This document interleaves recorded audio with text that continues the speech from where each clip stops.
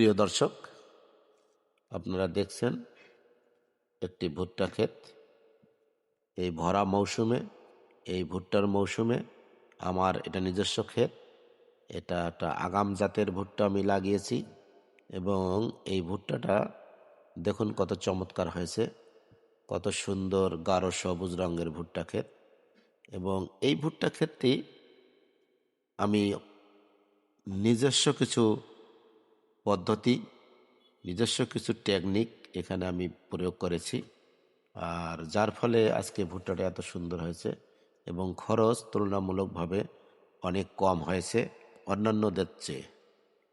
তো আজকে আমি এই ভুট্টাটার কিছু যে পদ্ধতি আমি এখানে প্রয়োগ করেছি, সেই পদ্ধতিটি আজকে আমি সবার সামনে উন্মুক্ত করে দিতে চাই।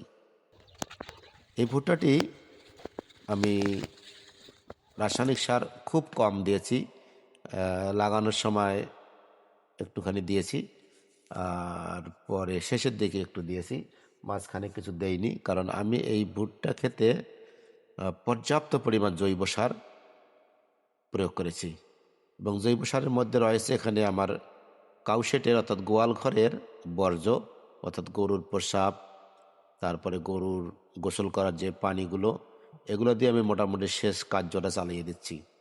এবং বিশেষ যেটা আকর্ষণ সেটা হচ্ছে যে আমার বায়োগ্যাস প্ল্যান্টের যে স্যালারিগুলো বাইর হয়, আমি মাঝে মধ্যে এই স্যালারিগুলো আমি ড্রেনে ফেলিয়ে মোটর ছাড়ি দিয়ে এই মোটরের পানির সাথে মিশ্রণ করে আমি এই জমিতে বারবার দিয়েছি। এবং আমি এ যাবত এই জমিতে অনেকবার সেচ দিয়েছি, যার কারণে মাটি এখন পর্যন্ত আমি মাটিকে শুকাতে দেইনি ভালোভাবে, মোটামুটি মাটি ভেজা আছে, আর যার ফলে এত সুন্দর চমৎকার ভুট্টা হয়েছে। দেখুন, প্রতিটি গাছে প্রায় আমি দেখছি যে ম্যাক্সিমাম গাছে দুটি করেই ভুট্টার মোচা ধরেছে এবং এটা আগাম জাতের, মোটামুটি ভুট্টার মোচা সব বাইর হচ্ছে এবং আমি মনে করি যে ভালো হবে। এবং ভুট্টাগুলো লাগানো হয়েছে অনেক পাতলা করে, যার কারণে আলো বাতাস পর্যাপ্ত পরিমাণ ঢোকে এবং গাছগুলো বেশ শক্ত মজবুত হয়েছে। আশা করছি যে এখানে একটা ভালো ফলন আমি পাবো এবং আমি এই জমিতে আবার ইরি আবাদ করার চিন্তা ভাবনায় আছি।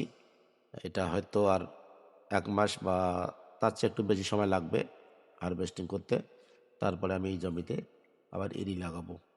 তো যাই হোক দর্শক, আসলে ভুট্টাতে আমার যেটা এই ভুট্টা চাষ করে যেটা অভিজ্ঞতা হলো সেটা হচ্ছে যে পর্যাপ্ত জৈব সার দরকার এবং পর্যাপ্ত সেচ দরকার।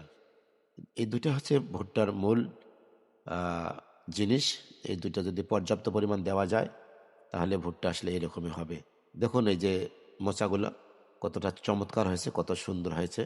আশা করছি যে এগুলা এখন কেবল বাইর হচ্ছে এবং আরও মোটা মোটা হবে। তো যাই হোক, আপনাদের এই ভুট্টা ক্ষেতটি দেখে কেমন লাগলো জানাবেন। সকলে ভালো থাকবেন, ধন্যবাদ।